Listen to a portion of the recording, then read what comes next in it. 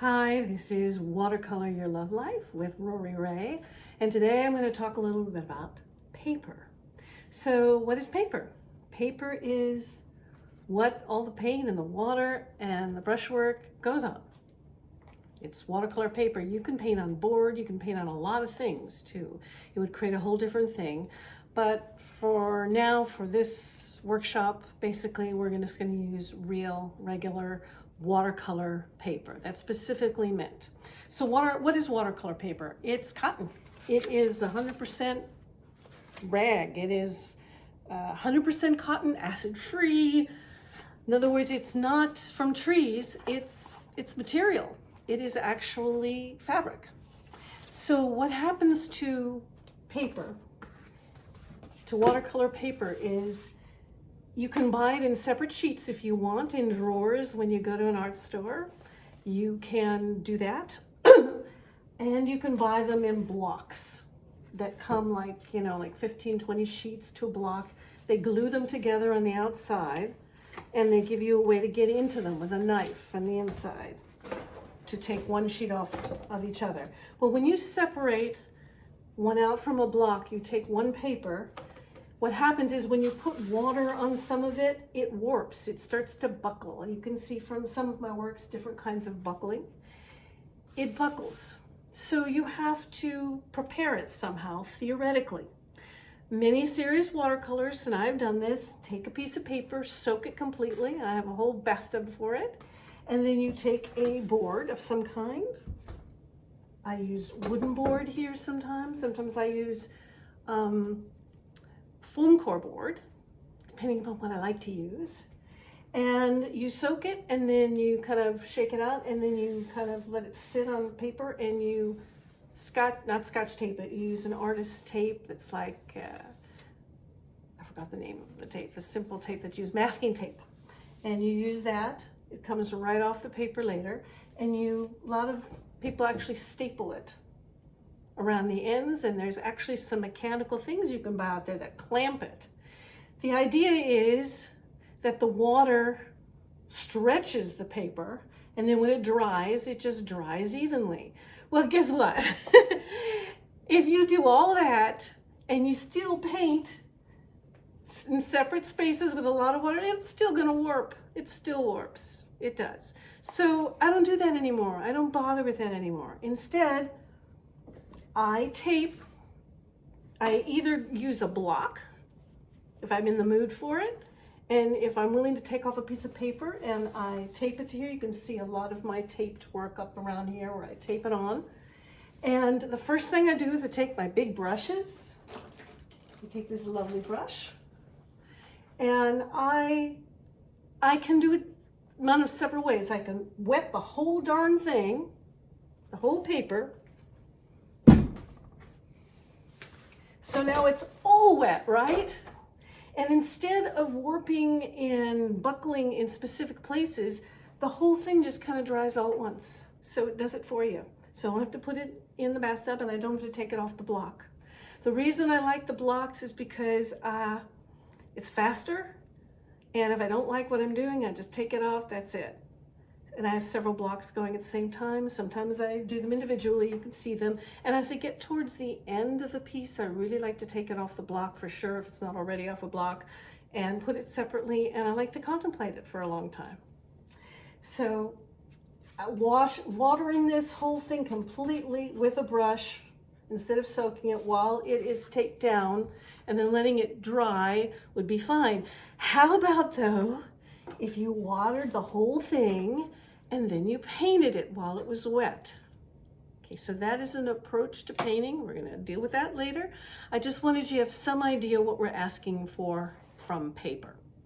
All right, all these papers are different qualities. They look like they should be the same quality, but they're not. So here's a paper I like, and to all of you, it's called Stonehenge. Now there is, you see, Aqua Cold Press. This is Arch's Hot Press. I tried hot press for a while, and I don't like it. I paint heavy, I paint big, I paint with a lot of paint, a lot of water, And I need the really heavy-duty rough coating of a watercolor paper. Arches also makes, and it's around here somewhere, it's orange, a rough version. So there'd be cold press, there'd be hot press, which is smoother. There would be the cold press, which is, here, it looks like this. It's green, Arches green, in all different sizes, of course. Which this one is the regular 140 pounds, you see. That is actually, you know, tells you the heaviness of the paper. Of course, each paper does not weigh 140 pounds. It's a measurement, and it is pretty standard. That's the standard one, the green Arches in all different colors. However, I also found the Stonehenge one, and I tried it with a piece, I could show you the piece, where I really used a lot of water. And I loved how it took water. It took so much water, it stayed wet for the longest time, and then it started to dry, and I was able to do different things while it dried, and I thought I loved it. And then when I really kind of tried it again, I realized it didn't hold many layers of paint for me. It didn't really give me the full ability to express myself as much as I want. So I still I use this now when I'm practicing and experimenting and doing a bunch of flowers, and I do them one after the other. I don't like to use small pieces of paper. I like to use big pieces of paper. And I'd like to ask you, are you a small paper girl or a big paper girl? When I go to classes, I'm usually the only one with an easel. I bring it, and I'm the only one with big paper. I'm willing to make that expense to have a big canvas. And I want you to think about you. Are you a big canvas or a little canvas? You got big emotions, or are you all contained? And this is not a good or a bad, because some of the greatest works of art ever done on watercolor or oil are done on small canvases. So what type are you? And do you like to use little brushes, as we discussed before? That is you. However, if you feel big emotions, it's a big brush moment. That's a big piece of paper moment, right? And I want to be able to contain it if that's what's going on for me. I want to be able to not contain it. I want to be able to have a place where I can express all of that big stuff. So I experimented with the Stonehenge paper, and I liked it for some things, but it's not my favorite.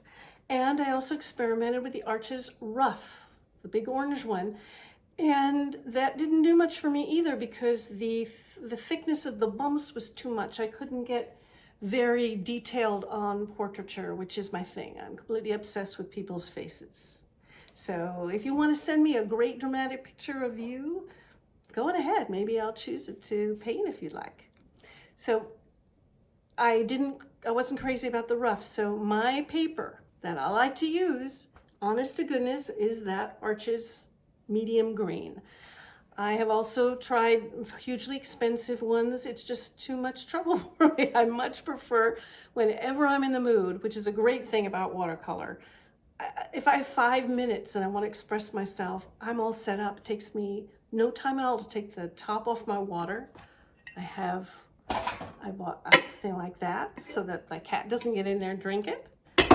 And I just open up my little palette, and I already have paper sitting on the easel, and bingo, I'm off for 5-6 minutes. I don't have to clean up anything when I'm done. I just wash out the brushes in the water. I don't need soap. I walk away from it. I don't have to clean up the paints, nothing. It's such an amazing way to quickly find all of the pieces of emotions that are running through me and express them in a way that is beautiful or feels good to me or is very freeing and very calming. So you start with paper, because that is what holds the water and the paint, and it is also what needs to come through. So you would find your paper. So your assignment, I guess, would be to go and see all the different brands. There are less expensive ones that you would see in a craft store Try that. Try those. If you can find things on sale, if you can find arches on sale, that's great.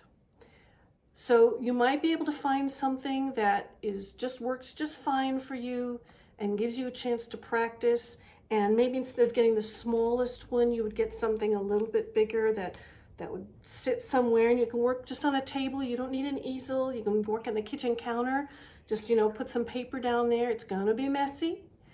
Or outside somewhere on a chair, just prop it up. The only thing about the way you stand the paper, we'll have to deal that later, is how the water moves. When it's flat, it'll just sit there. If you hold it, it'll move, right? So working flat is just fine. You can even put a book behind it so it will tilt a little bit. But I guess that was it about paper. And once we start putting stuff on it, we'll talk more about it. So, I need to give you the assignment for relationships. So if paper is where everything sits, and it's what reflects back, and it's what shines through the paint, and it's what holds the water and what holds the paint, then what is it within you that holds all of this, that holds the words and the feelings? Start to feel very emotional myself there. What is it in you? Is it your body, your fascia? Is it your soul? What is it that shines out? Your natural self, your natural nature, your beingness, your you-ness. So I'd like you to think about that. You are the ground. You are the ground. You don't need to ground yourself. You are the ground. And ground is a word that painters use for what you put the paint on. So think of yourself as that. You are the ground. It's there. It's always there. And it's not like you would get to choose it. But are you choosing it in your mind? Are you choosing who you are? Or are you going to find the paper under all the layers? It's just kind of questions about how we can make this metaphor work for you. So let me know what you think.